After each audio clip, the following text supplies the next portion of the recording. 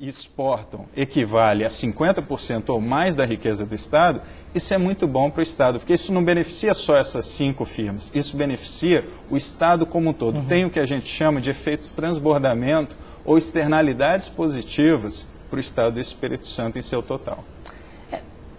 Então vamos aproveitar um técnico de alto nível, que é o Matheus Magalhães, vamos quebrar algumas coisas que são consideradas também mito. Por exemplo, nós estamos falando aqui do setor industrial, né? Nós estamos falando da nossa pujança industrial, da perspectiva e tudo mais. E no setor primário, o Espírito Santo, porque às vezes a gente vê autoridades falando que nós estamos num novo ciclo, mas o ciclo ele não... Nós ainda estamos no ciclo da cana, nunca se produziu tanto álcool, nós ainda estamos no ciclo do café, não encerramos o ciclo do café.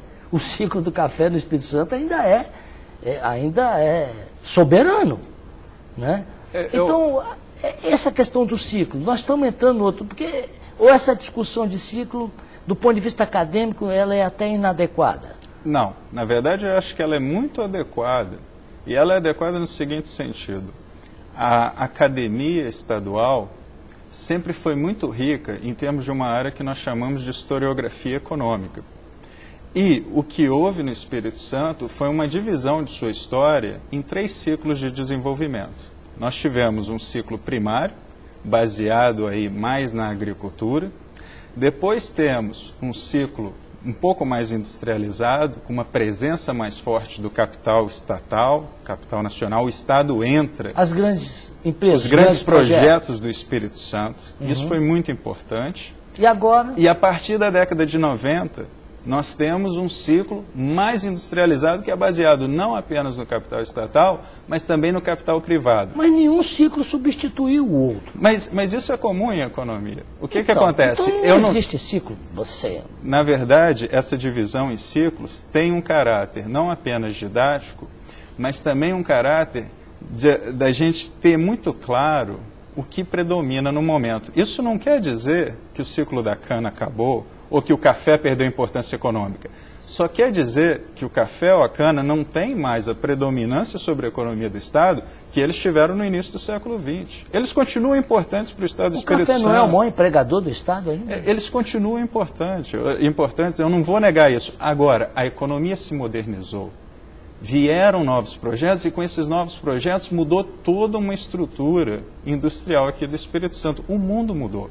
Isso, volto a dizer, isso não quer dizer que a cana e o café perderam importância econômica, porque não perderam. Agora, esses ciclos mostram o que está predominando na economia.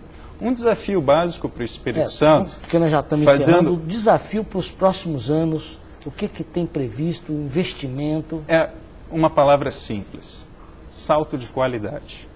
O Espírito Santo tem oportunidades econômicas muito firmes. A questão é: qual vai ser o salto de qualidade dessa economia? Nós vamos continuar com o nosso modelo econômico atual ou nós vamos pensar em manter as vantagens desse modelo e agregarmos mais valor à nossa economia? E quando eu falo agregarmos valor, eu não estou falando só de construção de novas edificações, compras de novas máquinas, de mais dinheiro entrando.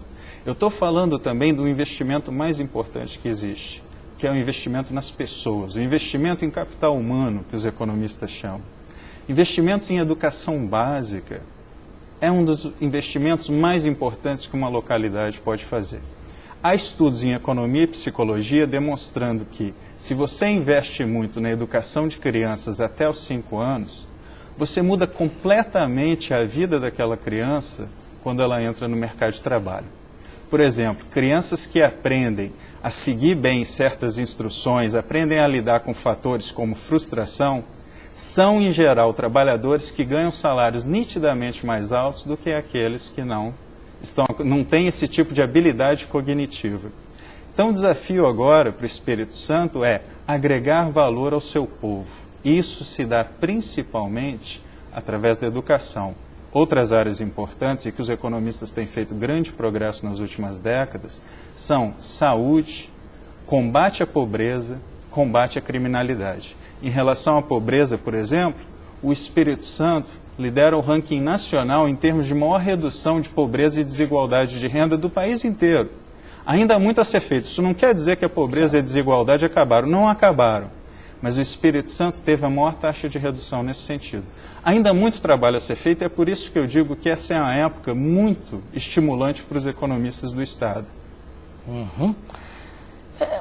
Pena que o tempo já terminou, viu? O Matheus tem que voltar aqui mais, o Matheus Magalhães, Obrigado. que é coordenador do Instituto de Estudos Econômicos do Instituto João de Santos Neves, um órgão estatal, né, de pesquisa, importante para o Espírito Santo. Obrigado, então, pelas informações. Já está formulado o convite aí para a gente continuar esse assunto de economia. Valeu. Muito obrigado, foi um prazer.